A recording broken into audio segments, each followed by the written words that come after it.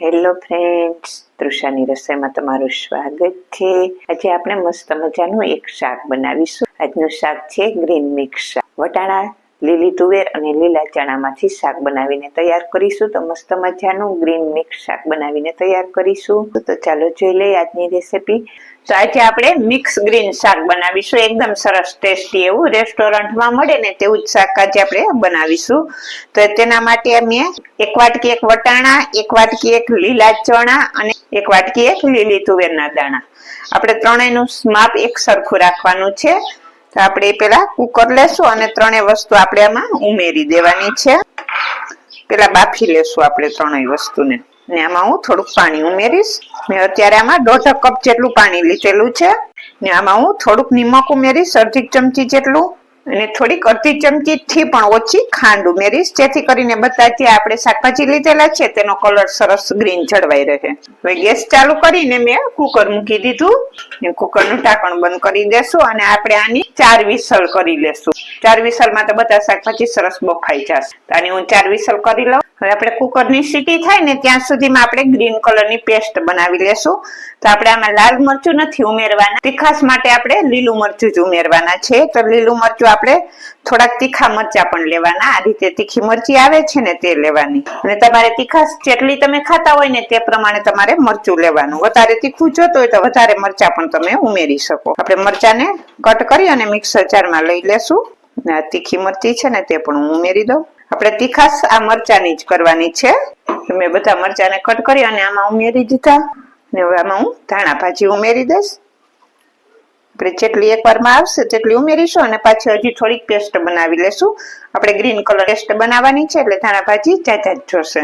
આપણે આમાં પાણી કે કોઈ બી વસ્તુ અત્યારે ઉમેરીશું નહીં, કેમ કે પાણીની કઈ જરૂર નથી, ધાણા ભાજીનું જ પાણી સરસ થશે। અને એવું લાગે કે જરૂર પડે તો 1 ચમચી જેટલું ઉમેરી શકો। હું અત્યારે આને પેલા પીસી લઉં।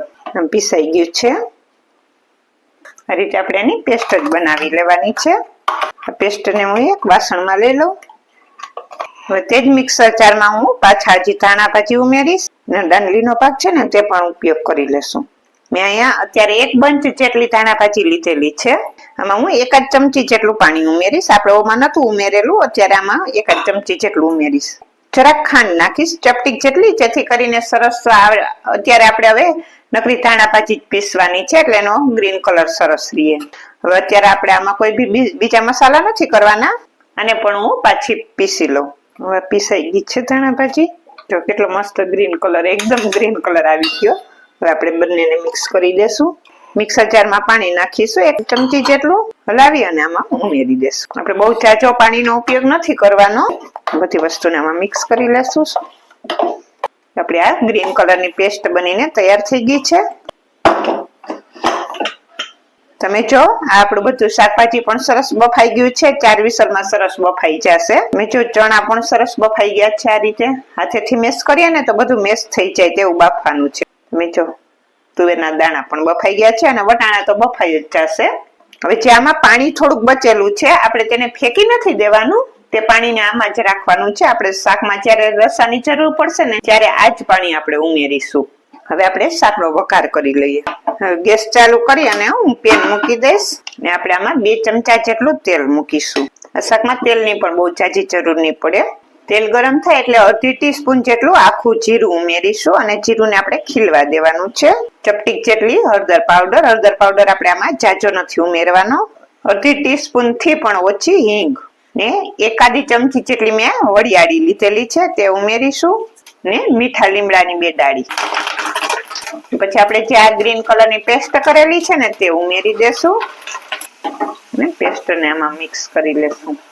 ગેસ આપણે મીડિયમ રાખીશું। મીડિયમ ગેસ ઉપર આપણે આ સરસ પેસ્ટ બનાવેલી છે ને ગ્રીન કલરની, તે સરસ કૂક થઈ જાય ને ત્યાં સુધી આપણે તેને કૂક કરી લેવાની છે। ને આમાં હું 1 નાનો ટુકડો આદુને ક્રશ કરીને ઉમેરીશ।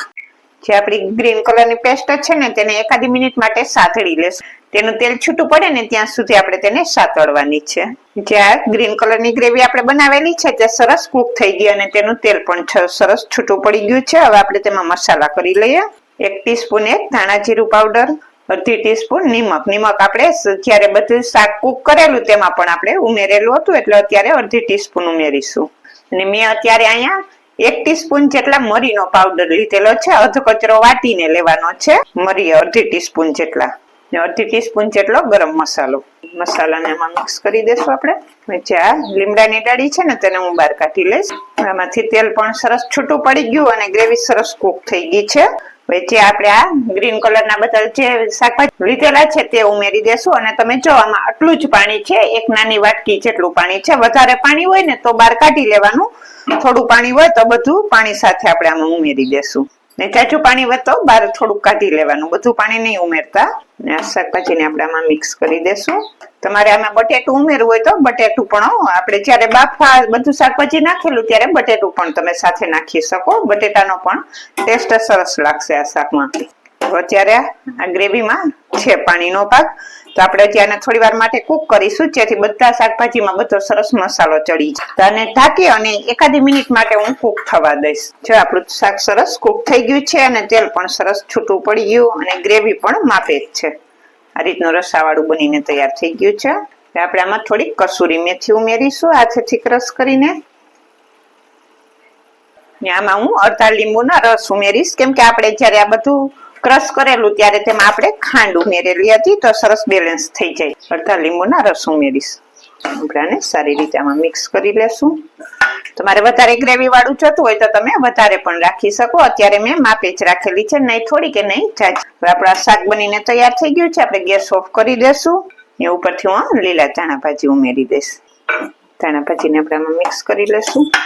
મસ્ત મજાનું આપણું શાક બનીને તૈયાર થઈ ગયું છે. આપણે તેને સર્વ કરીશું. આપણે શાકને સર્વ કરીશું. મસ્ત મજાનું ગ્રીન મિક્સ શાક બનીને તૈયાર થઈ ગયું છે. મસ્ત મજાનું ગ્રીન મિક્સ શાક બનીને તૈયાર થઈ ગયું છે. તમે જો કેટલું મસ્ત બનીને તૈયાર થયું છે.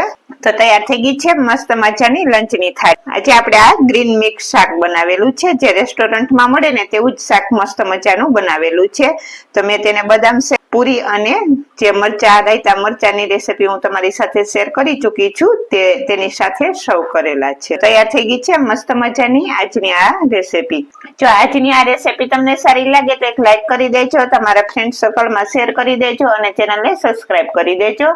બાજુમાં રહેલા બેલ આઇકન બટનને દબાવી દેજો, જેથી કરીને મારી નવી નવી રેસીપી તમને રોજ મળતી જ રહે. તો તૈયાર થઈ ગયું છે મસ્ત મજાનું ગ્રીન મિક્સ શાક. મેં તેને બદામ શેક, પૂરી અને મરચા સાથે સર્વ કરેલું છે.